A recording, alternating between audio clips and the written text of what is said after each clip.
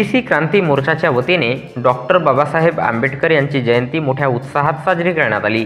भीमराव रामजी आंबेडकर म्हणजेच डॉक्टर बाबासाहेब आंबेडकर हे भारतीय न्यायशास्त्रज्ञ, अर्थशास्त्रज्ञ, राजकारणी, तत्त्वज्ञ आणि समाजसुधारक होते।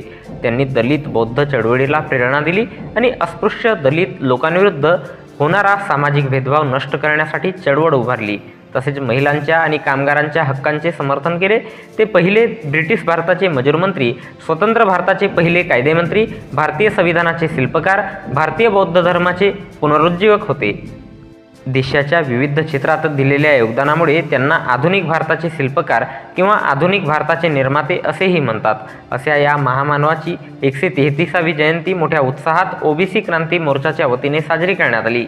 यावेळी डॉक्टर बाबासाहेब आंबेडकर यांच्या जीवनचरित्र्यावर प्रकाश टाकण्यात आला। या प्रसंगी संस्थापक अध्यक्ष संजय मते, यशवंत सूर्यवंशी, अनिल सुखदेवे, मनीषा भांडारकर, रोशनी निकोडे, संयोजक जीवन भजनकर, ओबीसी क्रांती मोर्चाचे पदाधिकारी आणि अनेक मान्यवर प्रामुख्याने उपस्थित होते। बाबासाहेब आंबेडकरांचा